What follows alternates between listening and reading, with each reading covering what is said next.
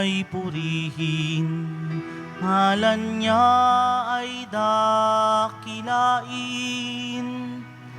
Panginoon ay purihin, ngalan niya ay dakilain. Panginoon, ikaw ang may likha ng langit, dagat at lupa, ng buwan, araw at mga bituin, tanang nilalang sa papawirin. Panginoon ay purihin, ngalan niya ay dakilain.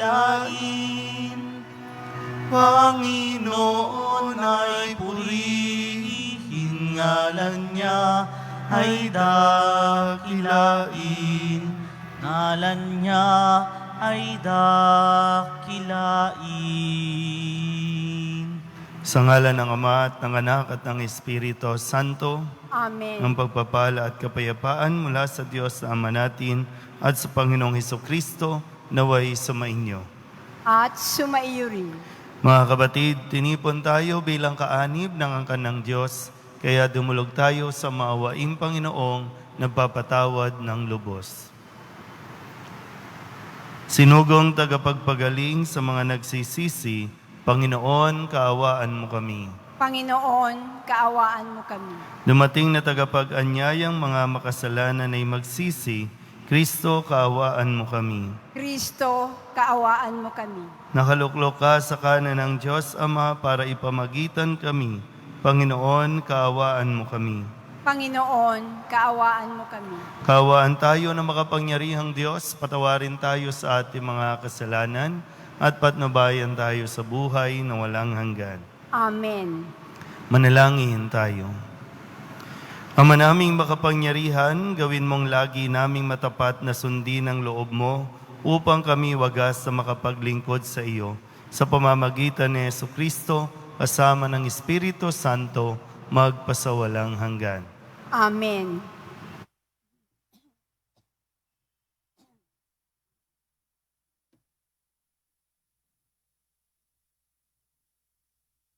Pagbasa mula sa sulat ni Apostol San Pablo sa mga taga-Roma. Mga kapatid, hindi nag-alinlangan si Abraham sa pangako ng Diyos, kundi lalo siyang tumibay sa pananalig at pinuri niya ang Diyos. Lubos siyang nananalig na matutupad ng Diyos ang kanyang pangako. Kaya't dahil sa kanyang pananalig, siya'y pinawalang sala.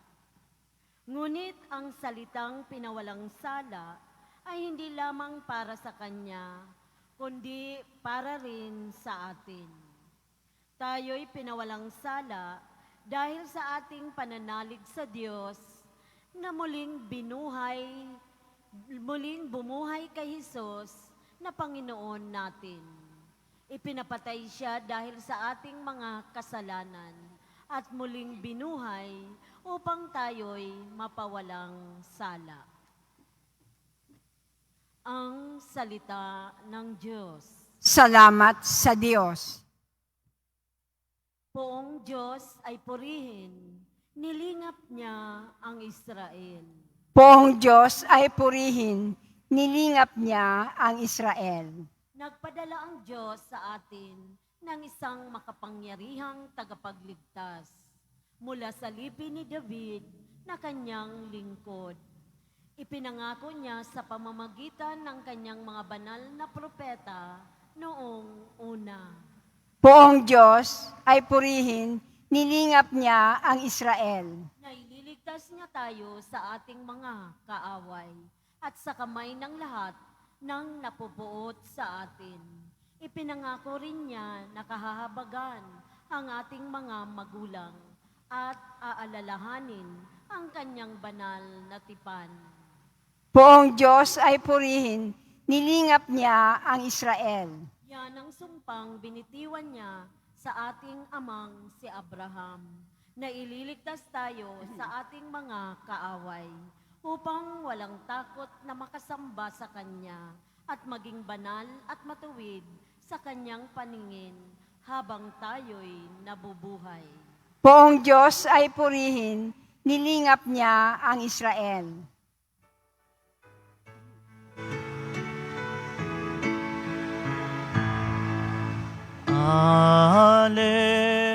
Alleluia, Alleluia,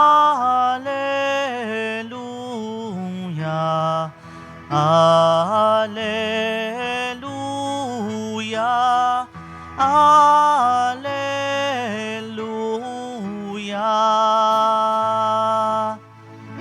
Mapalad ang mga dukha na tanging Diyos na lumikha, ang pag-asa at adhika.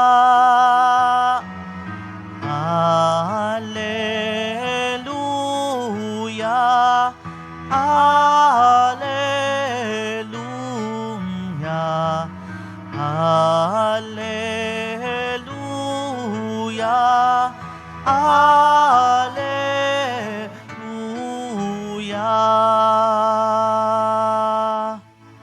Sumainyo ang Panginoon. At sumaiyo rin. Mabuting balita ng Panginoon ayon kay San Lucas. Papuri sa iyo, Panginoon. Noong panahong iyon, sinabi kay Jesus ng isa sa mga tao, Guro, iutos nga po ninyo sa kapatid ko na ibigay sa akin ang bahagi ko sa aking mana. Sumagot siya, Ginoo, sino ang naglagay sa akin bilang hukom o tagapaghati ng mana ninyo?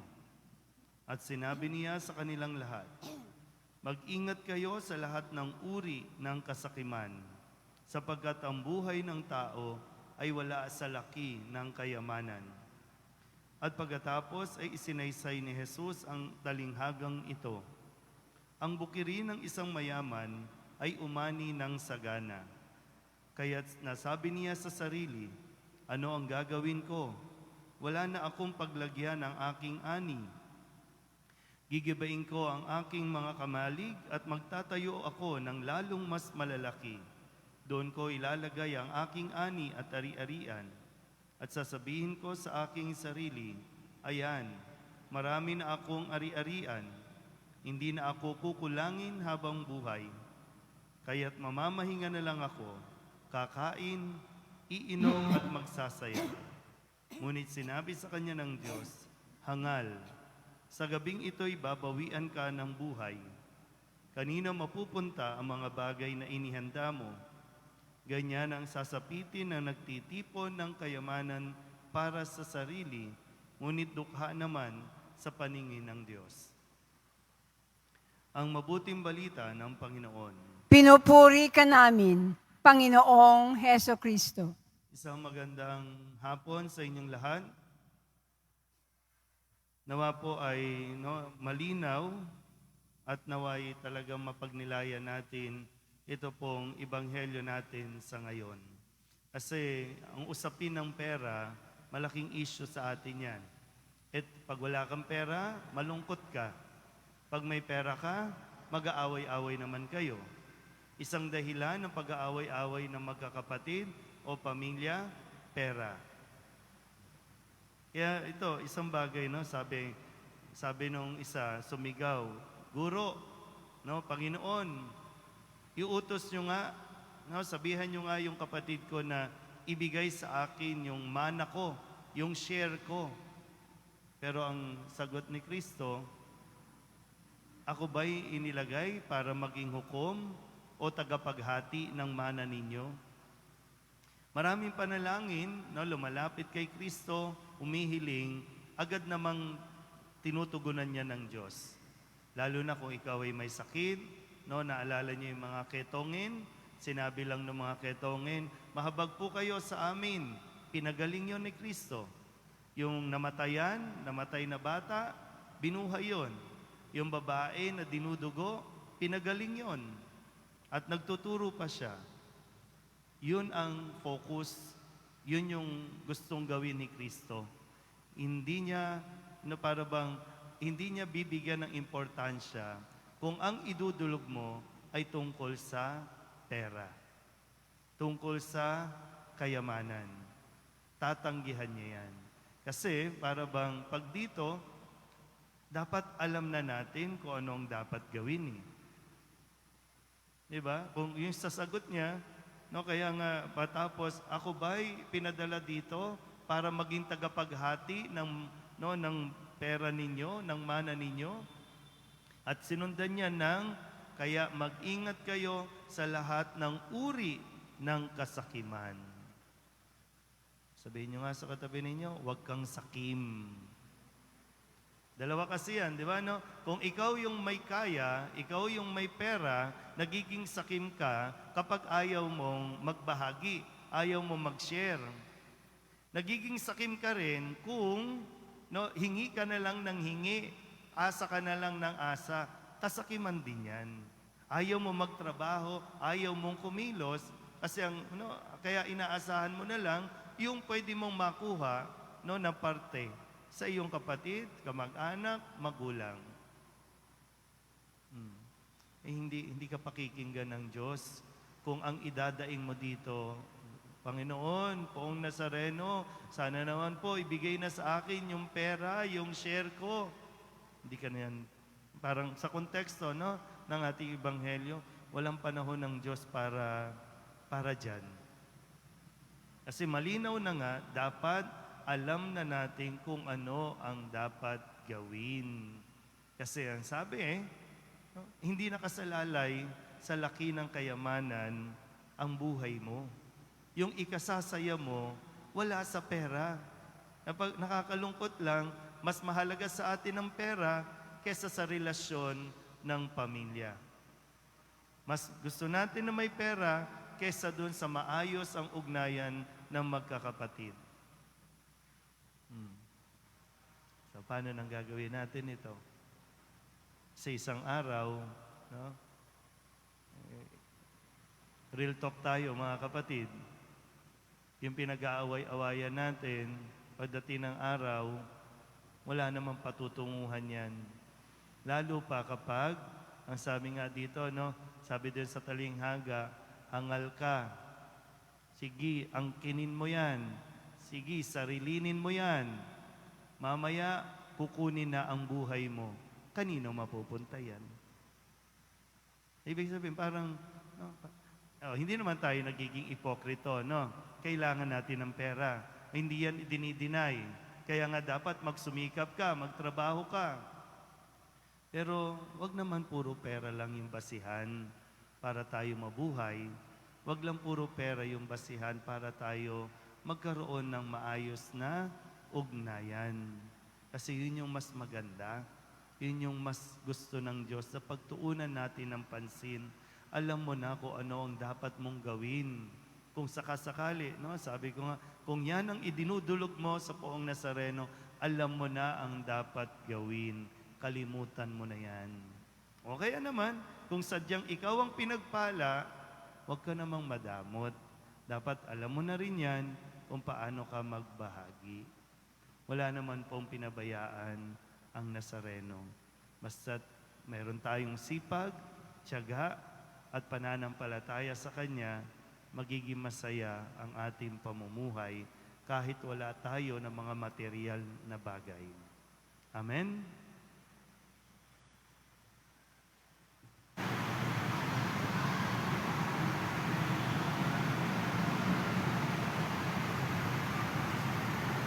Minamahal ko mga kapatid, idalangin natin na ang mga may sapat na kayamanan ay makadama ng pangangailangan sa Diyos at sa kapwa.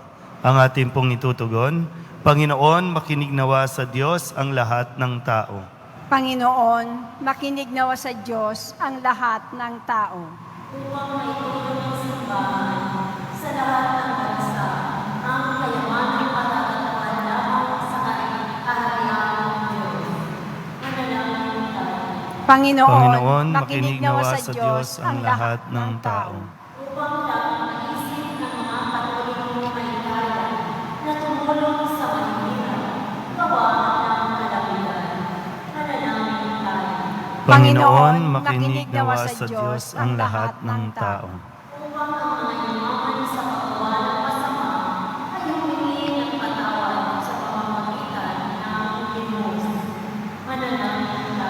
Panginoon, makinig nawa sa Diyos ang lahat ng tao.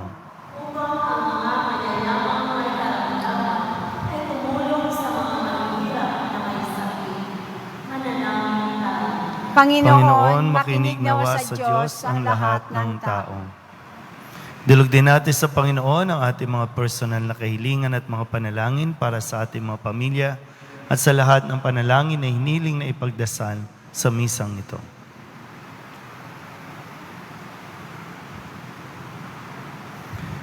Ang lahat ng ito hiniling namin sa ngalan ni Kristong aming Panginoon. Amen.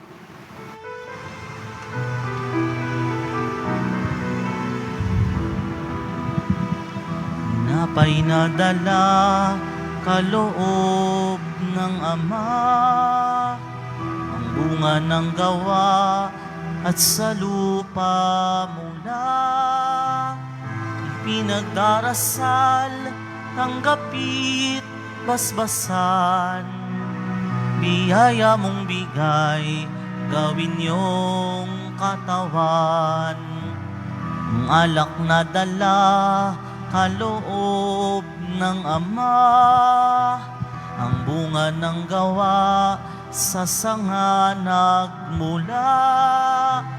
Ipinagdarasal, tanggapit, basbasan, maging iyong dugo, magligtas sa tanan.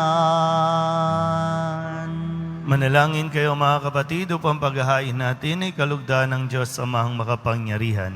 Tanggapin nawa ng Panginoon itong paghahain sa iyong mga kamay, sa kapurihan niya at karangalan, sa ating kapakinabangan at sa buong sambayanan niyang banal. Ama naming lumikha, ipagkaloob mo ang ikaw ay aming kusang mapaglingkuran sa paghahain namin ng mga alay na iyong bigay upang kami dalisayan ng iyong pagmamahal sa paglilingkod namin ngayong ginaganap ang banal na pagdiriwang sa pamamagitan ni Jesucristo kasama ng Espiritu Santo magpasawalang hanggan. Amen. Sumayin niyo ang Panginoon. At sumaiyo rin. Itaas sa Diyos ang inyong puso at diwa. Itinaas na namin sa Panginoon. Pasalamatan natin ang Panginoong ating Diyos. Marapat na siya ay pasalamatan. Ama naming makapangyarihan, tunay nga marapat na ikaw ay aming pasalamatan sa iyong paglingap at kagandahang loob. Ang tao'y nilikha mo at pinangangasiwa sa sansinukob. Sa hangad mong siya'y iwastong lubos, siya'y pinagdusa mo sa kanyang pagtalikod. Sa iyong pag-iliw, iyong ipinahintulot na makabalik siya sa pamamagitan ni Kristo Jesus. Kaya kaysa ng mga anghel na nagsisiawit ng papuri sa iyo, nang walang humpay sa kalangitan, kami nagbubunyi sa iyong kadakilaan.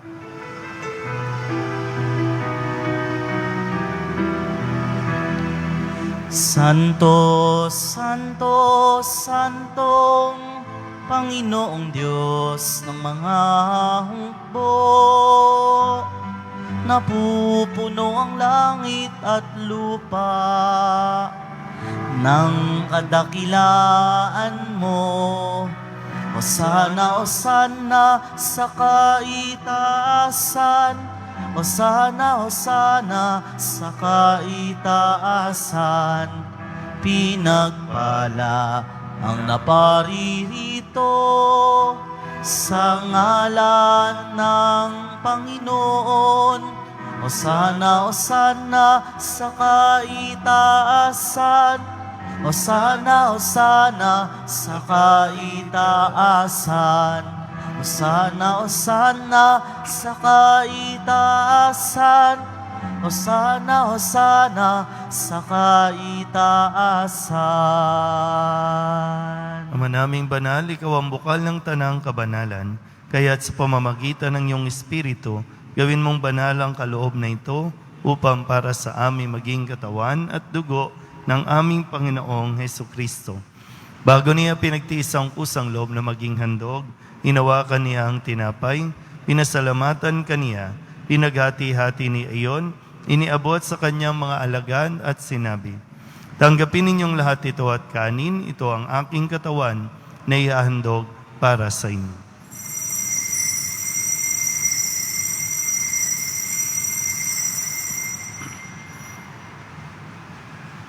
Gayun din naman nang matapos ang hapunan, hinawakan niya ang kalis, muli kaniyang pinasalamatan, iniabot niya ang kalis sa kanyang mga alagad at sinabi, "Tanggapin ninyong lahat ito at inumin. Ito ang kalis ng aking dugo, ng bago at walang hanggang tipan.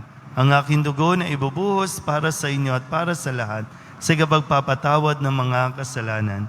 Gawin ninyo ito sa pag-alaala sa akin."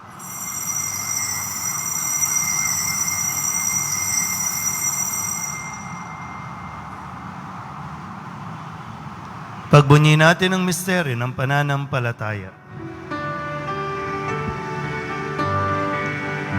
Aming ipinahahayag na namatay ang iyong anak, na buhay bilang Mesiyas at magbabalik sa wakas para mahayag sa lahat.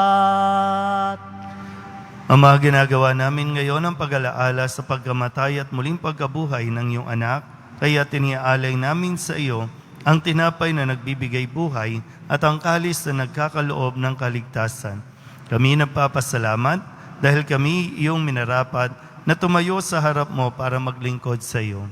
Sinasamo namin kami magsasalo-salo sa katawan at dugo ni Kristo ay mabuklod sa pagkakaisa sa pamamagitan ng Espiritu Santo. Ama, lingapin mo ang iyong simbahang laganap sa buong daigdig. Puspusin mo kami sa pag-ibig kaysa ni Francisco na aming Papa, ni Luis Antonio na aming Obispo at ng Tanang Kaparian.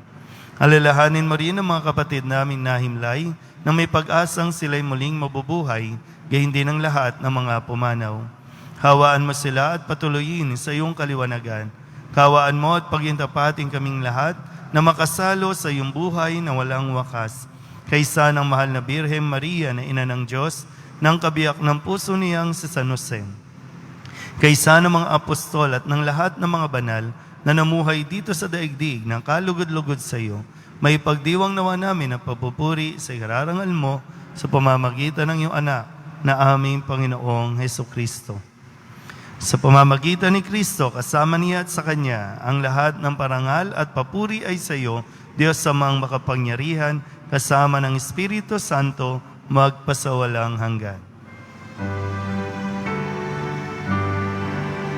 Amen, Amen, Amen, Amen, Amen, Amen, Amen, Amen. Buong kababaang loob tayong tumawag sa ating Panginoon ng Ama namin.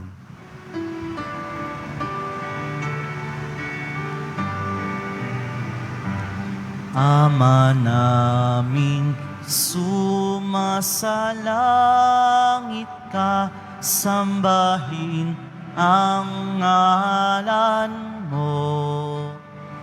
Mapasa amin ang kaharian mo, sundin ang loob mo. Dito sa lupa para ng sa langit, bigyan mo kami ngayon ng aming kakanin sa araw-araw, at patawarin mo ang aming mga sala para ng pagpapatawad namin sa nagkakasala sa amin. At huwag mo kaming ipahintulot sa tukso, at iadya mo kami sa lahat ng masama. Hinihiling namin kami iadya sa lahat ng masama, pagkalooban ng kapayapaan araw-araw, iligtas sa kasalanan at ilayo sa lahat ng kapahamakan, samantalang aming pinananabikan ang dakilang araw ng pagpapahayag ng tagapagligtas naming si Hesukristo. sapagkat iyo ang kaharian at ang kapangyarihan at ang kapurihan magpakailanman. Amen. Panginoong Heso Kristo, sinabi mo sa iyong mga apostol, kapayapaan ang iniiwan ko sa inyo, ang aking kapayapaan ang binibigay ko sa inyo. Tunghayan mo ang aming pananampalataya at huwag ang aming mga pagkakasala. Pagkalooban mo kami ng kapayapaan at pagkakaisa ayon sa iyong kalooban, kasama ng Espiritu Santo, magpasawalang hanggan. Amen. Ang kapayapaan ng Panginoon ay laging sumainyo. At sumaiyo rin. Magbigayan po tayo ng kapayapaan sa isa't isa.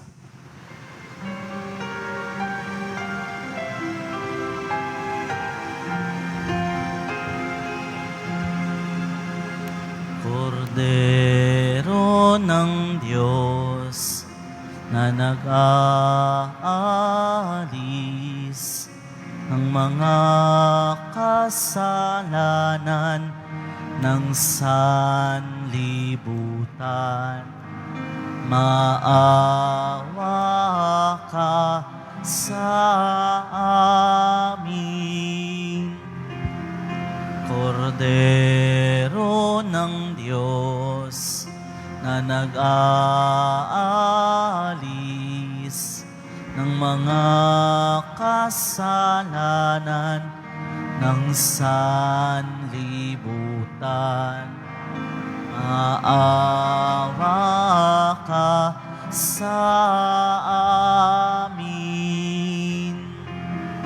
Kordero ng Diyos na nag-aalis ng mga kasalanan ng sanlibutan, ipagkaloob mo sa amin ang kapayapaan.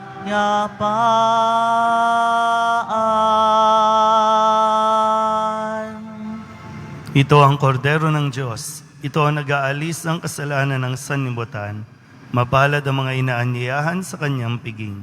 Panginoon, hindi ako karapat-dapat na magpatuloy sa iyo, ngunit sa isang salita mo lamang ay gagaling na ako.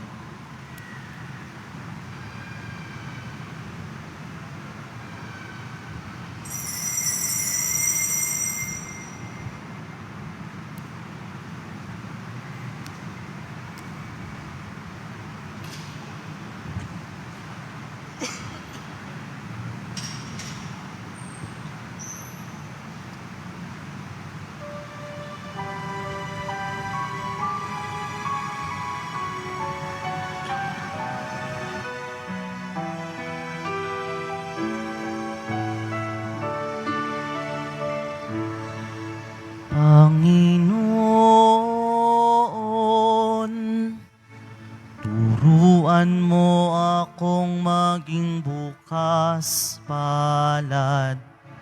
Turuan mong maglingkod sa iyo, na magbigay ng ayon sa nararapat, na walang hinihintay mula sa iyo, kapalit na kaginhawaan. Di naghihintay kundi ang aking mabatid, na ang loob mo'y siyang sinusundan. Panginoon, turuan mo akong maging bukas palad. Turuan mong maglingkod sa iyo, na magbigay ng ayon sa nararapat, na walang hinihintay mula sa iyo, na makibakang di inaalintana ang mga hirap na di naranas. sa tuwina'y magsumikap na hindi humahanap ng kapalit na kaginhawaan, na di naghihintay kundi ang aking mabatid, na ang loob mo'y siyang sinusundan, na makibakang di inaalintana ang mga hirap na di naranas, sa tuwina'y magsumikap na hindi humahanap ng kapalit na kaginhawaan, na di naghihintay kundi ang aking mabatid, na ang loob mo'y siyang sinusundan.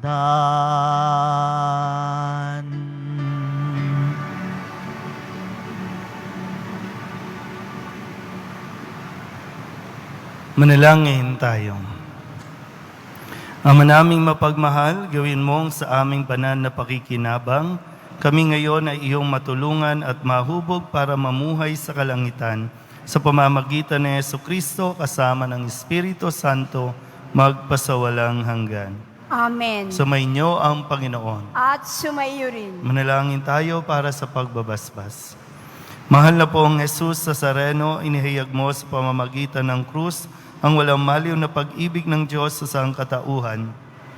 Pakinggan mo ang kahilingan ng iyong angkan na nagsusumamo sa iyo. Makamtanawa nila ang iyong katugunan at tanggapin ang kasagutan na may utang na loob na tinatanaw. Paspasan din po ninyo ang mga dala-dala nilang mga imahin at dasalan at lahat ng mga may karamdaman. Sa pamamagitan ng bendisyon na ito, naway maalala nila ang mga pangako nila noon sa binyag, na ikaw ang kanilang ibigan at paglilingkuran bilang Panginoon magpasawalang hanggan. Amen. At pagpalain kayo ng makapangyarihang Diyos, Ama at Anak at Espiritu Santo. Amen. Tapos sa banal na misa, humayo tayong mapayapa. Salamat sa Diyos. Magandang gabi po.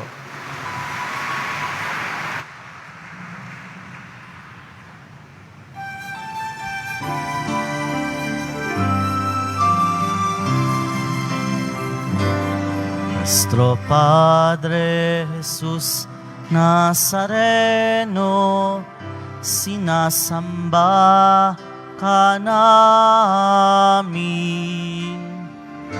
pinipintuho ka namin, aral mo ang aming buhay at kaligtasan. Nuestro Padre Jesus Nazareno, iligtas mo kami sa kasalanan. Ang krus mong hinamatayan ay sagisag ng aming kaligtasan. Nuestro Padre Jesus Nazareno, dinarangal ka namin. Nuestro Padre Jesus Nazareno, niluluwalhati ka namin. Nuestro Padre Jesus Nazareno, dinarangal ka namin. Nuestro Padre Jesus Nazareno, niluluwalhati ka namin.